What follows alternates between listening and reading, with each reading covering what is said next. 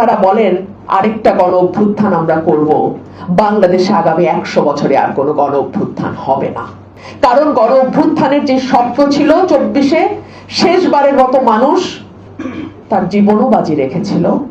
তারপরে যখন দেখলো এটা গুটি কয়েক মানুষের নিজস্ব সম্পত্তি, এটা বাংলাদেশে উগ্রবাদের নতুন উত্থান এবং অদ্ভুতভাবে কিছু নাই থেকে শত কোটি টাকার মালিক হয়ে যাওয়ার একটা প্রকল্প, তখন স্বাভাবিকভাবেই গণমানুষ হাজারবার, লক্ষবার, কোটিবার আবার চিন্তা করবে এরকম গণ অভ্যুত্থানে যাওয়ার জন্য। আমার বোন আমাকে একটা ব্যক্তিগত প্রশ্ন করেছেন, কেন আমি সংবিধান সংস্কার পরিষদের স্বাক্ষর করি নাই। আমি কেন স্বাক্ষর করি নাই এই জবাব আমি দিয়েছি, আমি আজকে আবারও দেই। আপনারা কেন এটিকে বিপ্লব বললেন না? বিপ্লব বললেই তো আর এই সংবিধানের কোনো অস্তিত্ব থাকতো না।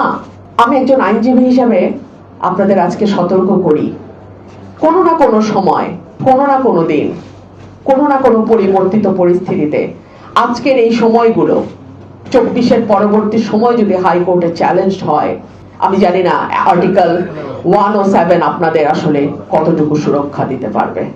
আমি যখন এই সংবিধানের অধীনে শপথ প্রথমবার নিয়েছি, অর্থাৎ 300 জনের কথাই আমি বলছি, তারা যখন প্রথমবার এই সংবিধানের অধীনে এই সংবিধানকে সমুন্নত রাখার জন্য শপথ নেয়, তখন আবার এই সংবিধানকে ফেলবার জন্য দ্বিতীয় শপথটা নেওয়া যায় না। অন্তত আমার সীমিত আইনগত ধারণা তাই বলে। আপনি যদি এটাকে বিপ্লব বলতেন, আপনি যদি সংবিধানকে প্রথম দিনই ছুঁড়ে ফেলে দিয়ে বলতেন আমরা নতুন করে আবার সংবিধান লিখবো, এই সংবিধানের আর কোনো অস্তিত্ব নাই, এটা একটি বিপ্লব তৈরি হয়েছে, তাহলে আমার সংবিধান নতুন করে গণপরিষদের যেটা, সেটা আমরা নিতে পারতাম। আমি আপনাদেরকে আরেকটা কথা বলি, ধরুন এই কোটা আন্দোলনে যারা যুক্ত হয়েছিলেন তাদের প্রাথমিক চাওয়াটা কি ছিল?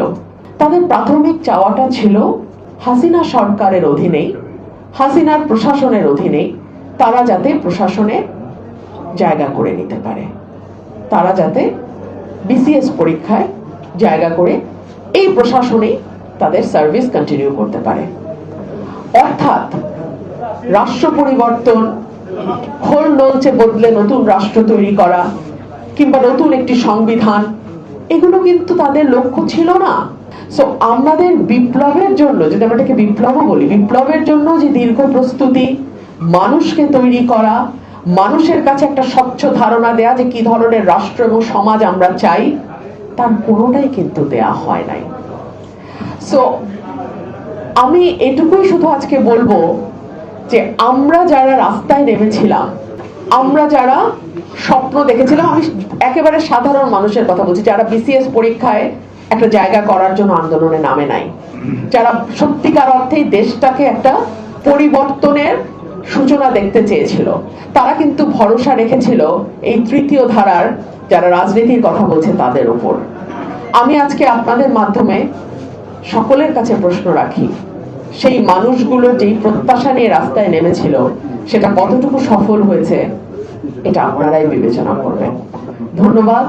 এবং আমি আশা করি, আমি আবারও আশা করি যারা সরকারে আছে এবং বিরোধী দলে আছে তাদের কিছুটা